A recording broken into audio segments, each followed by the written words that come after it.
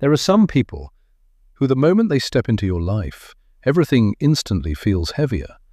They criticize you when you're trying, smile to your face but hope you fail, pull you into drama, manipulate your emotions, and leave you drained without even knowing why. And what's the worst part? It's not that they're toxic, it's that you keep giving them the power to ruin your peace. A Stoic man understands this very clearly. He doesn't waste his life arguing with petty people. He doesn't try to fix people who enjoy hurting others. And he definitely doesn't let chaotic souls decide his inner state. As Marcus Aurelius once reminded us, you have power over your mind, not outside events. Realize this, and you will find strength. But that's easy to say. What if the toxic person is a friend, a co-worker, a family member, or someone you once trusted? How do you stay strong without becoming cold? How do you keep your dignity without letting people keep trampling your boundaries? In this video, we're going straight into how Stoic men deal with toxic people in real life. No empty theory, no avoidance, just practical principles you can use starting today. Part Moat. Stoic men first stop calling everyone toxic. The first thing that needs to be said, and I think this is where a lot of modern men get stuck, not everyone who makes you uncomfortable is toxic. Some people are just blunt, some are under pressure, some are awkward in the way they speak. Some don't hate you, they just don't understand you. A Stoic man doesn't rush to label people just because his feelings got triggered. He pauses first, observes first, and only then draws a conclusion. Why does this matter? Because if you call every disagreement toxic, you'll live with a victim mindset. You'll start thinking the whole world is against you, and at that point, you become the one poisoning your own mind. Epictetus once said, "It's not what happens to you, but how you react to it that matters." In other words, before dealing with other people, check your own reaction first. Maybe your coworker gave harsh feedback, but they were right. Maybe your friend said something that bothered you, but it was a truth you didn't want to hear yet. Maybe a family member exhausts you, but that doesn't automatically mean they're manipulating you. A Stoic man doesn't react on instinct. He asks, is this person actually toxic, or is my ego just hurt? That question hurts, but it's necessary. And here's what's even more dangerous. When you misidentify who the toxic person is, you miss the real cause that's wearing you down. And that cause shows up in the next part. Part here. Toxic people thrive on your reaction. Toxic people all have one thing in common. They feed on your reaction. They want to get you heated. They want you to lose control. They want you explaining, defending yourself, getting angry, proving yourself, begging to be understood. Because once you get pulled into that spiral, they've already won. A Stoic man understands this game, and he refuses to play it. It's not that he feels nothing. No, he still feels irritated, still feels insulted, still feels disappointed. But he does not hand over the steering wheel of his emotions to someone else. That's a huge difference. Seneca once wrote, "The greatest remedy for anger is delay." It sounds simple, but it's incredibly powerful. When someone tries to provoke you through a text, don't reply right away. When someone attacks you at work, don't fire back in front of everyone. When someone tries to turn a conversation into a war, slow down. Just slow down for one beat, but enough to save your dignity. In modern life, this is especially important on your phone and on social media. A sarcastic comment, a loaded text, a story clearly aimed at you without naming you. A lot of grown men lose hours, even lose an entire day, over one stupid sentence from someone who doesn't deserve that kind of power. That's not strength, that's being controlled. A Stoic man knows this. Staying silent at the right moment is not weakness, it's refusing to become a puppet for someone else's emotions. Try this rule in real life. When you're being provoked, don't respond in the first seconds. If it's a text, leave it alone for bar many minutes. If it's a work email that feels hostile, draft your reply in your notes first. Don't send it yet. If it's an argument at home, excuse yourself to go wash your face, take a walk, breathe for a few minutes. That's all. but it truly works. You do not need to win the argument. You need to win over yourself. But silence is not always enough. Because with some people, if all you do is stay silent, they'll keep pushing. And that's when a Stoic man does the third thing. Stoic men set boundaries without drama. There's a very common misunderstanding about Stoicism, that a Stoic person is someone who endures everything, tolerates everything, and swallows every wound in silence. No, absolutely not. Stoicism does not teach you to be a doormat for other people to walk on. Stoicism teaches you to control yourself so you can protect your boundaries calmly. And this is a lesson a lot of men need to hear very carefully. You do not need to yell to prove you have limits. You do not need to slam the table to show you're serious. You just need to be clear, brief, and firm. For example, at work, I'm willing to talk, but I'm not continuing this conversation if you keep using that tone. For example, with friends, if you keep turning my private life into a joke, I'm going to keep my distance. For example, with family, I respect everyone here, but I won't accept being spoken to in a disrespectful way. No noise, no playing the victim, no over-explaining, just clarity. Marcus Aurelius wrote, "The best revenge is to be unlike him who performed the injury." What does that mean? It means when other people are chaotic, you don't need to become chaotic too. When they lack control, you don't need to lose control in return. Mature boundaries do not need a lot of words. Mature boundaries need consistency. This is where a lot of people get it wrong. They state the boundary, but they don't enforce it. They say, "Don't do that again." Then the other person keeps doing it, and they still stay. They say, "I won't accept this kind of behavior," and then they still reply to late-night texts, still show up to gatherings that leave them drained, still give in because they're afraid of upsetting people. That's not setting a boundary. That's sending the message, "You can keep going. I'm not going to do anything." A Stoic man understands that boundaries are not protected by emotion, but by action. You don't have to cut everyone off immediately, but you do have to change your approach. Reply less, share less, show up less, allow less. Sometimes maturity is not in what you say, but in the presence you withdraw. But then a harder question comes up. What if the toxic person is not a stranger, but a family member, a partner, or a friend you've been close to for a long time? Everyone deserves the same access to you. This is a truth that hurts a lot of people, but the older you get, the more you have to accept it. Not everyone who enters your life deserves full access to you. It sounds a little cold, but really, it's clarity. Some people should stay at the level of basic politeness. Some should stay at the level of work only. Some should stay in surface-level conversation. And some people, who used to be very close, are now only fit for distance. This is especially hard for men, because many were taught that they must be loyal, must endure, must hold on to every relationship at all costs. But blind loyalty is not a virtue. It is self-betrayal. You do not owe anyone the right to keep disturbing your peace forever, just because the two of you have history. Seneca had a very clear spirit when it came to choosing who stays close to him. He emphasized the importance of being around people who make us better, steadier, brighter. Because as human beings, we are deeply shaped by our closest environment. Look honestly at modern life. If every time you see a certain friend, you walk away feeling smaller, pay attention. If every time you talk to someone, you have to stay guarded, perform, brace yourself, pay attention. If someone only shows up when they need something, but disappears when you need basic kindness, pay attention. That's not connection, that's depletion. A Stoic man does not give everyone the same level of access. He creates levels of closeness. Here's how to apply that in real life. There are some people you should only meet in public for a short amount of time. There are some people you should not share your big plans, big dreams, or deep weaknesses with. There are some people you do not need to explain yourself to. And there are some people for whom simple politeness is enough. It sounds simple, but it saves an enormous amount of life energy. Do you know what really drains a man? It's not always work. It's not always financial pressure.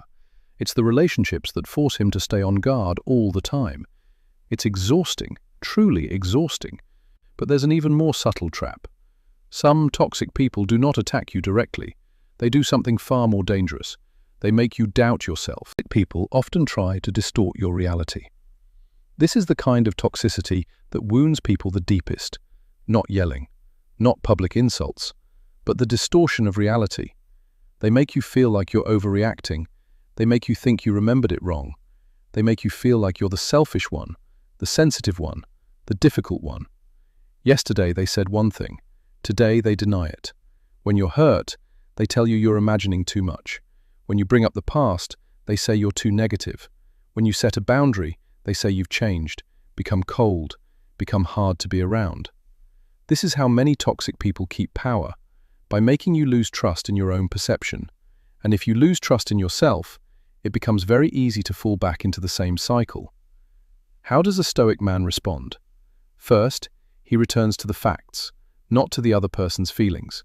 He asks himself, what actually happened? What exactly did they say? What have they done over and over again? Am I reacting to one accidental moment or to a clear pattern? Stoicism does not mean ignoring your intuition. Stoicism means testing your intuition through sober observation. In real life, there are a few very concrete things you should do. If a relationship constantly leaves you confused, write a note after each interaction. It doesn't have to be long, just bar lines. What they said today, how you felt, what keeps repeating. Why is this so powerful? Because memory becomes unstable when emotion is involved, but patterns do not lie. If 5 times in a row you walk away feeling disrespected, that's no longer a coincidence. If every conversation ends with you apologizing for something that wasn't your fault, that's no longer a misunderstanding. If that person is only kind when they need you, then you already know. Epictetus reminds us, first say to yourself what you would be, and then do what you have to do. If you want to become a man with dignity, you cannot keep living inside a reality distorted by someone else. But then comes the hardest step. Once you clearly see who someone really is, what do you do next? Forgive, confront, or walk away? Men don't try to fix everyone. This is an expensive lesson, a very expensive one. Not everyone who is suffering wants to heal. Not everyone who is chaotic wants to change. Not everyone who hurts others is willing to look at themselves.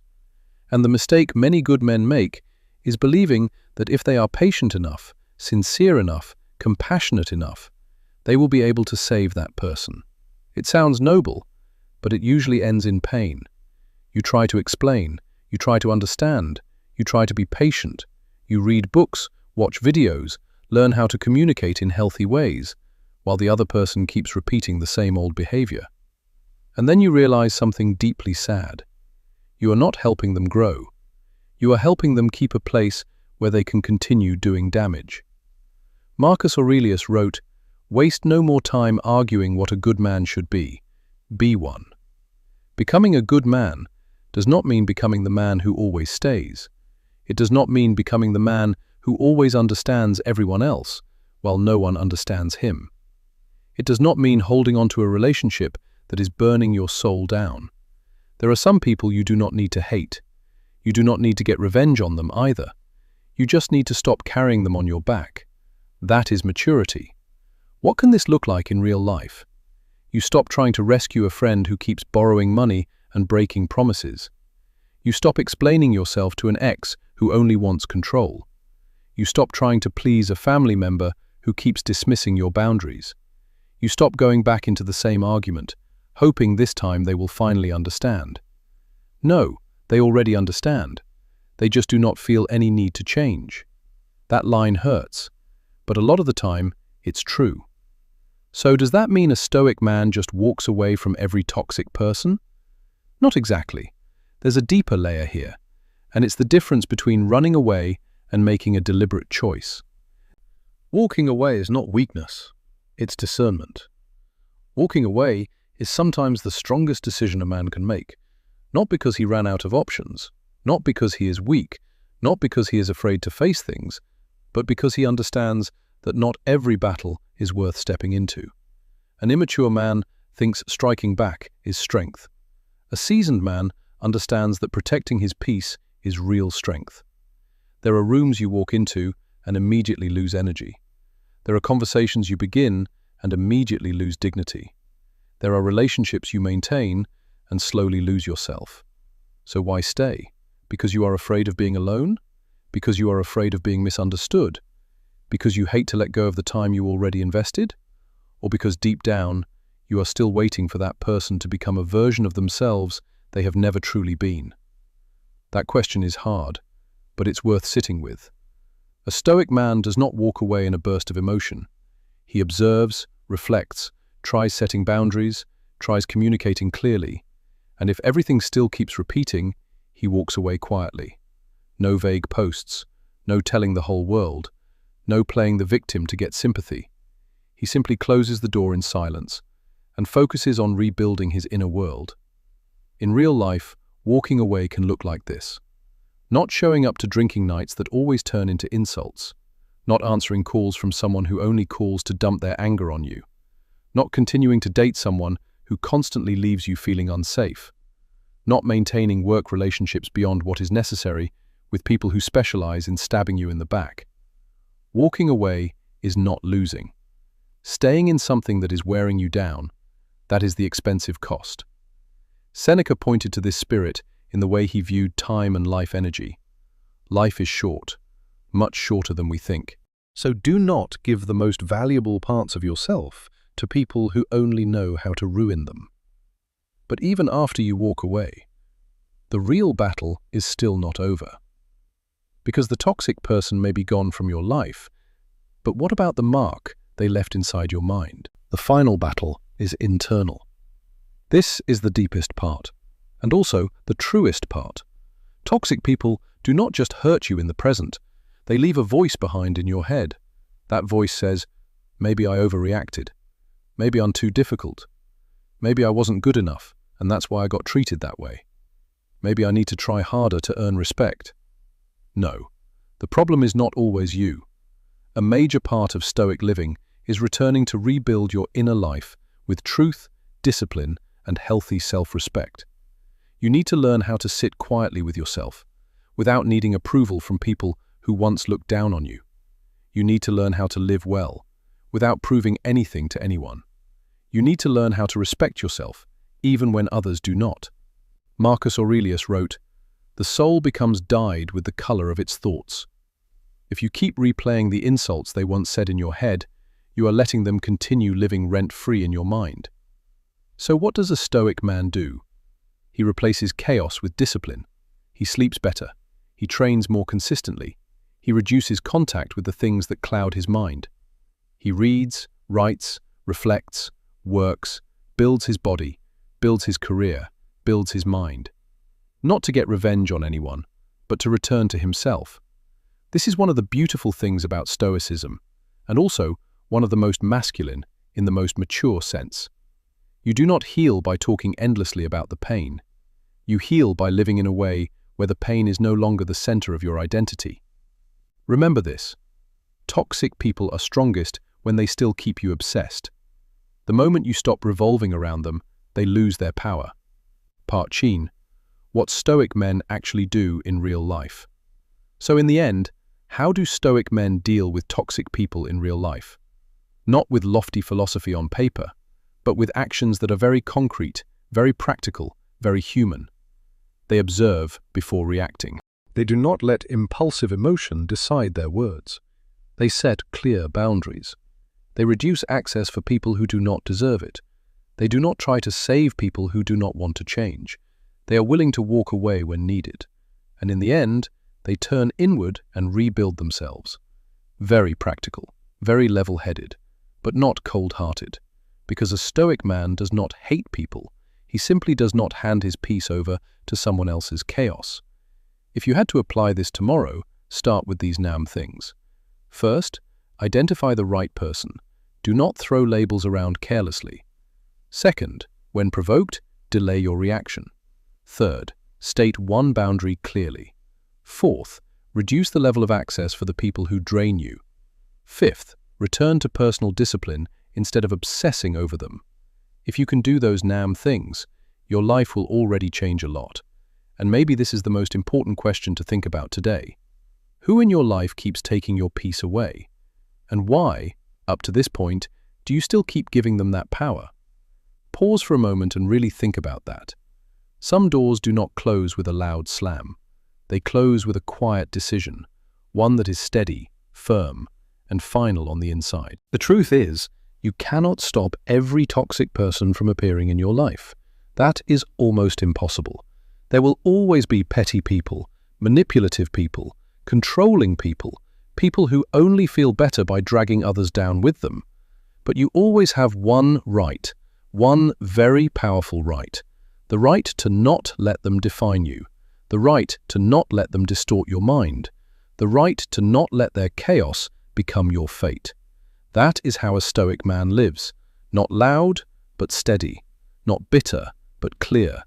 Not chasing every battle, but knowing exactly what is worth protecting.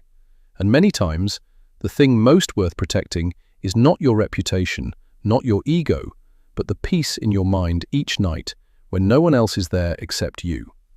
If this video spoke directly to what you are going through, keep it as a reminder to yourself. You do not have to heal everyone. You do not have to endure everything. And you definitely do not have to sacrifice your peace just to keep a relationship that is breaking you from the inside.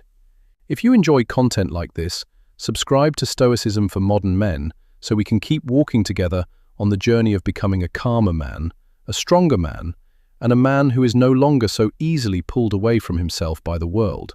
Because sometimes, maturity is not learning how to keep everyone in your life.